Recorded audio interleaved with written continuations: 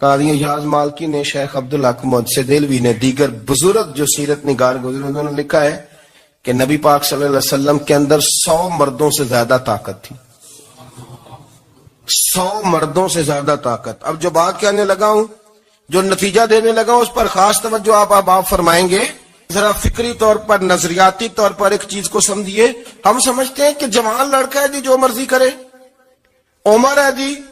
آپ ذرا بات پر غور کیجئے گا کہ حضور صلی اللہ علیہ وسلم میں طاقت 100 مردوں سے زیادہ ہے اور حیا کواری لڑکیوں سے بھی زیادہ ہے. ذرا اس بات کا تقابلی جائزہ کیجئے گا کہ طاقت 100 مرد سے زیادہ ہے لیکن حیا کواری لڑکی سے بھی زیادہ ہے. اس کا معنی یہ ہوا کہ جس ٹہنی کو پھل زیادہ لگ جاتے ہیں وہ جھکا کرتی ہے.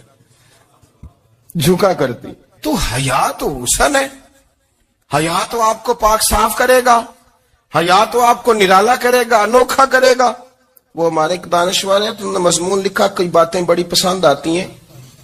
وہ کہتے ہیں کہ میری اہلیہ، ان کو بھی کسی نے مس گائیڈ کر دیا تھا، حالانکہ اچھی خاتون ہے، کسی نے مس گائیڈ کر دیا.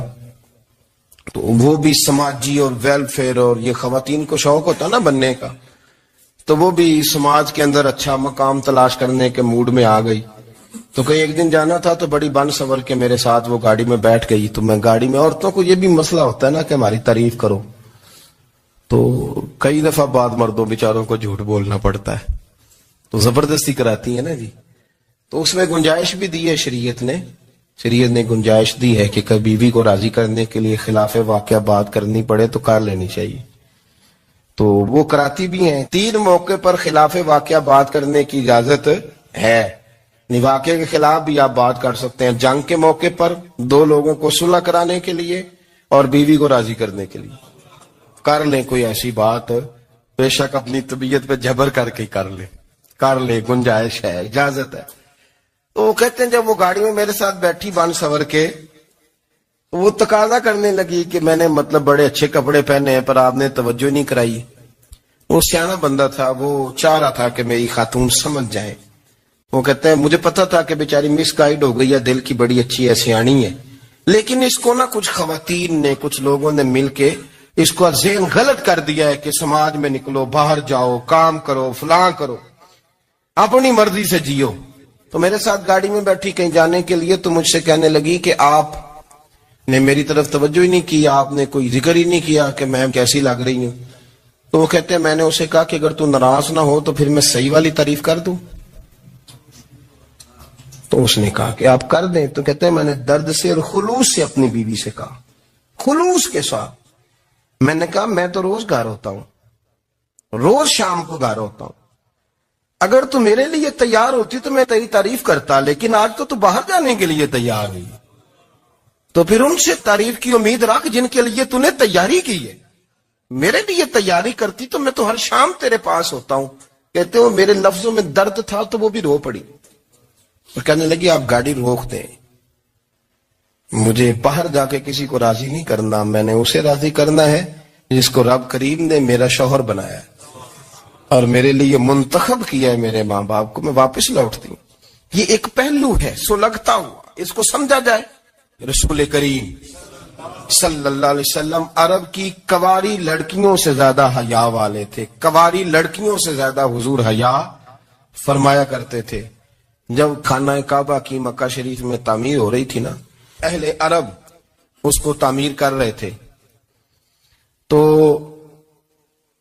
نبی پاک صلی اللہ علیہ وسلم اپنے چچا حضرت عباس کے ساتھ خانہ کعبہ کی تعریف میں مصروف تھے.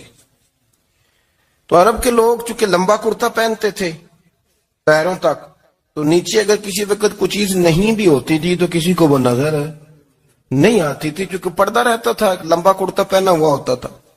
تو جب بچے، سرکار کی عمر مبارک بھی ابھی تھوڑی تھی، تو اس طرح بچے جب نکلتے تو وہ کئی دفعہ اپنی تہمت اتار دیتے نیچے سے، اور کوئی مزدوری کرنے لگتے تو 3-4 طے کر کے تہمت کی کندھے پہ رکھ لیتے. جس طرح کبھی دیہاتوں میں لوگ کپڑا سر پہ رکھتے تھے کہ اوپر اگر کوئی وزنی چیز رکھیں گے تو وہ تکلیف نہیں دے گی.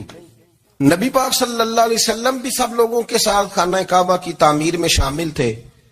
تو حضرت عباس رضی اللہ تعالیٰ عنہ نے کہا حضور سے، ابھی اعلان نبوت بھی نہیں فرمایا تھا، بھتیجے آپ بھی تامد اتاریے. یہ صحیح مسلم میں حدیث موجود ہے. اور اس کو کندھے پہ رکھ لیجیے، آپ اینٹیں اٹھا اٹھا کے لا رہے ہیں تو ذرا آپ کو تکلیف نہیں ہوگی.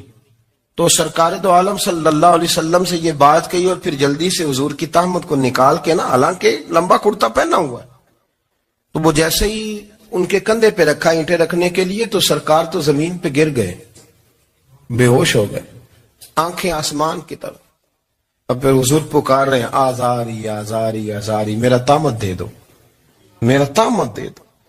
کبھی کوئی شخص اس وجہ سے بھی بے ہوش ہوا ہے کہ میرے وجود سے کپڑا اتر گیا ہے، حالانکہ سرکار پر وہ بے ہوش